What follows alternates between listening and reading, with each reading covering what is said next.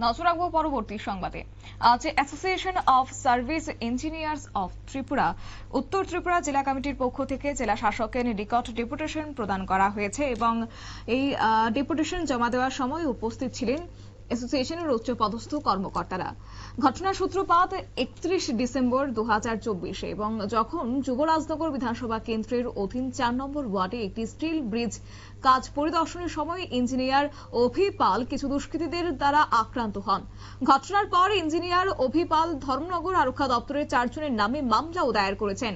অভিযুক্ত ব্যক্তিদের মধ্যে রয়েছে আমির উদ্দিন, লংতরা বিবি, হাবিবা বেগম, সঙ্গে ছিল সুবল দেবনাথ। জানা যায় অভিযুক্তরা সকলেই ভারতীয় কয়েকজন দুষ্কৃতী এবং তবে এখনো পর্যন্ত পুলিশ অভিযুক্তদের গ্রেপ্তার করতে সক্ষম হয়নি। ইঞ্জিনিয়ারদের দাবি রাজনৈতিক প্রভাবের কারণে পুলিশ সঠিকভাবে তাদের দায়িত্ব পালন করছে না, এই অভিযোগ তারা তুলে ধরেছে।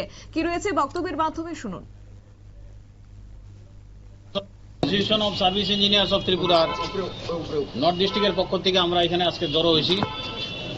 বিগত 31 ডিসেম্বর আমাদের ইঞ্জিনিয়ার টেকনিক্যাল অ্যাসিস্ট্যান্ট অভি পাল মহোদয় যখন ওনার কাজের তদারকির জন্য গিয়েছিলেন তখন ওনাকে শারীরিকভাবে নিগৃহীত করা হয়। এর প্রতিবাদে আমরা যে ঘটনাটা হয়েছে এটা অত্যন্ত নিন্দাজনক। আমরা এর পরিপ্রেক্ষিতে আমরা এফআইআর দাখিল করছি। অভিযুক্ত যারা আসলো তারা নাম দিয়ে আমরা এফআইআর করছি। এফআইআর করে আজকে আমরা এখানে সবাই একত্রিত হইয়া জমা হইয়া মাননীয় ডিএম মহোদয়ের কাছে আমরা আইসি সবাই মিল্লা।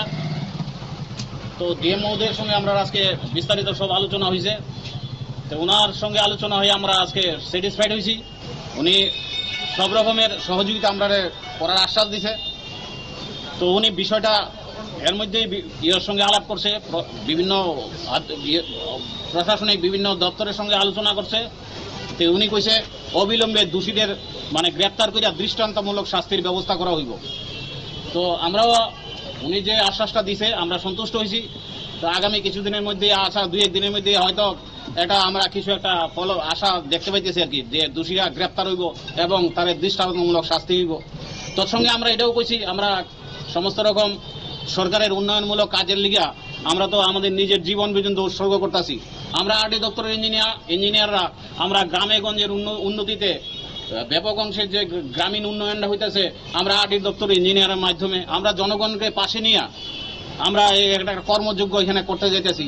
তাই সরকারি কাজে বাধা দানকারী যে সমস্ত দুষ্কৃতিকারী সরকারের উন্নয়নমূলক কাজে বাধা দেয় তারা সমস্ত অংশের জনগণকে পাশে নিয়ে আমরা তাদের গ্রেপ্তারের ব্যবস্থা করুম এবং তাদের দৃষ্টান্তমূলক যাদের শাস্তি হয় এটা আমরা। আপনারা শুনলেন তাদের বক্তব্য, অর্থাৎ ইঞ্জিনিয়ারদের যে অভিযোগ, ধর্মনগর থানার পুলিশ অভিযুক্তদের বিরুদ্ধে কোন রকম পদক্ষেপ গ্রহণ করছে না বা পদক্ষেপ নিতে সাহস দেখাচ্ছে না। মামলা দায়ের করা হয়েছে, অভিযুক্তদের নাম দেওয়া হয়েছে, তারপরও কেন গ্রহণ করছে না কোনো ধরনের পদক্ষেপ, সেই নিয়ে বিস্ফোরক অভিযোগ তারা তুলে ধরেছেন এবং আজকে ডেপুটেশনের মাধ্যমে ইঞ্জিনিয়ার সার্ভিস অফ ত্রিপুরা অ্যাসোসিয়েশনের জেলা শাসকের কাছে অভিযুক্তদের দ্রুত গ্রেপ্তারের দাবি জানিয়েছেন। নিয়ে নিচ্ছে ছোট্ট একটি বিজ্ঞাপন বিরতি, সঙ্গে থাকুন।